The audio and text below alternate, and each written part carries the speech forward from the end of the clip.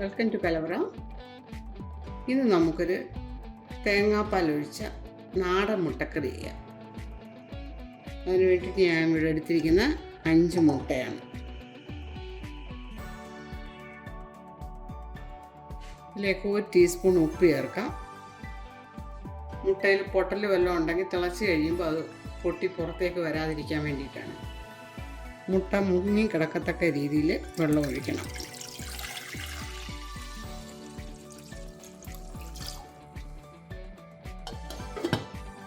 മുട്ട ഇട്ടിരുന്ന് വേകട്ടെ. മുട്ടയിൽ വെള്ളം നന്നായിട്ട് തിളയ്ക്കുന്നുണ്ട്. ഇനി നമുക്ക് തീ കുറച്ച് വയ്ക്കാം. ഇനി ഒരു 10 മിനിറ്റ് ഇതിങ്ങനെ കിടന്ന് തിളക്കട്ടെ. ചെറിയ ലോ ഫ്ലെയിമിൽ കിടന്നാൽ മതി, അതിൽ കിടന്ന് വെന്തോളൂ.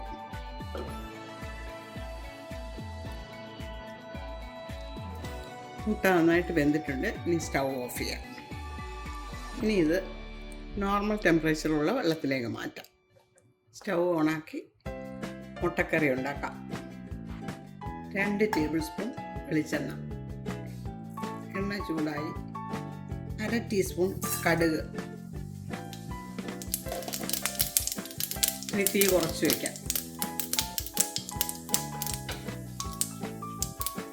ഒരു ചെറിയ കഷ്ണം പട്ട, ഏലക്ക, 2 ഗ്രാമ്പു, 2 ഏലക്ക 2 ഗ്രാമ്പു.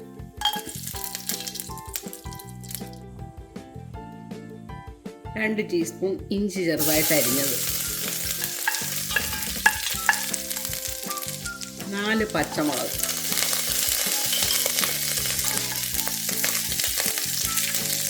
ഞാൻ ഈ ചേർത്ത പച്ചമുളകിന് നല്ല എരിയുള്ളതൊന്നുമല്ല, അതുകൊണ്ടാണ് 4 എണ്ണം ചേർത്തത്. നിങ്ങൾ ചേർക്കുമ്പോൾ എരിയുള്ള മുളകാണെങ്കിൽ 3 എണ്ണം ചേർത്താൽ മതി.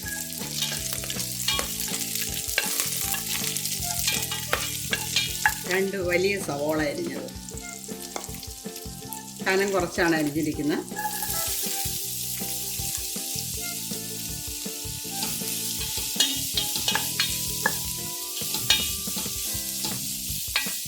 കറിവേപ്പില,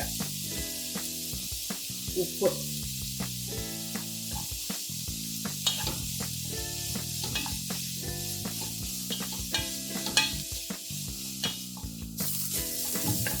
ഉള്ളി നന്നായിട്ട് വാടിയിട്ടുണ്ട്. ഇനി തക്കാളി ചേർക്കാം. ഒരു മീഡിയം സൈസ് തക്കാളി ചെറുതായിട്ട് അരിഞ്ഞു. ഉള്ളി ഒന്ന് നന്നായിട്ട് വാടിയതിന് ശേഷം മാത്രമേ തക്കാളി ചേർക്കാവുള്ളൂ, അല്ലെങ്കിൽ തക്കാളിയിലെ ഈർപ്പം കൊണ്ട് ഉള്ളി വാടാതെ കിടക്കും.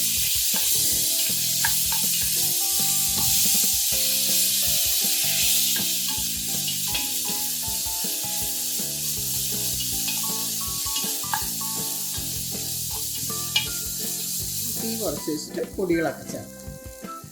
1/4 ടീസ്പൂൺ മഞ്ഞൾപ്പൊടി, 2 ടേബിൾ സ്പൂൺ മല്ലിപ്പൊടി, 3/4 ടേബിൾ സ്പൂൺ കാശ്മീരി മുളക് പൊടി, 1/2 ടീസ്പൂൺ ഗരം മസാലപ്പൊടി,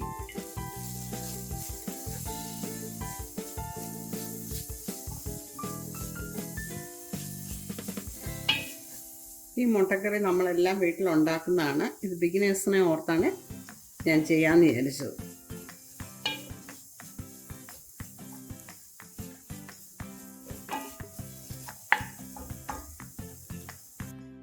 ഇനി ഇതിലേക്ക് 3/4 കപ്പ് ചൂടുവെള്ളം ചേർക്കാം. തീ കൂട്ടി വെച്ച് കൊടുക്കണേ.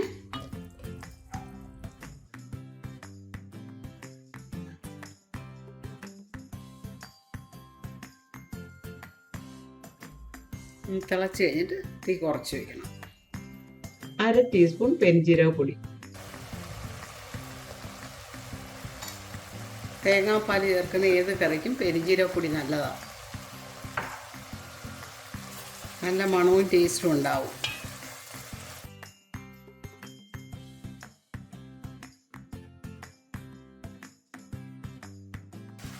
ഇനി ഇതിലേക്ക് നല്ല കട്ടിയുള്ള 1 കപ്പ് തേങ്ങാപ്പാൽ,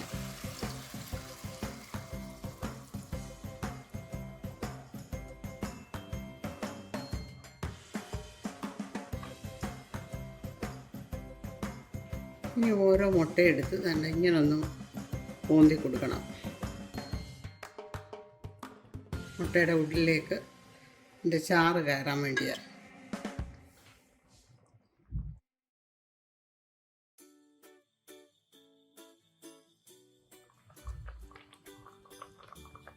കറിയുടെ ഉപ്പും ഒക്കെ ഒന്ന് നോക്കാം. ഉപ്പും എരിയെല്ലാം ആവശ്യത്തിനുണ്ട്.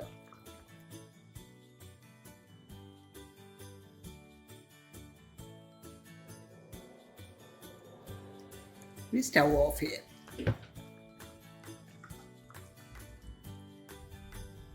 ഇതിൽ ചേർത്തിരിക്കുന്ന ഗരം മസാലയുടെ വീഡിയോ നേരത്തെ തന്നെ ഞാൻ അപ്ലോഡ് ചെയ്തിട്ടുണ്ട്. നിങ്ങളത് കാണണം. അതുപോലെ തന്നെ പ്ലേലിസ്റ്റ് ചെക്ക് ചെയ്യാൻ മറക്കരുത്. നിങ്ങൾക്ക് ആവശ്യമുള്ള വീഡിയോസ് അതിൽ കാണും. അതുപോലെ തന്നെ സബ്സ്ക്രൈബ് ചെയ്യാൻ മറക്കരുത്. Please like, share and subscribe. Thank you.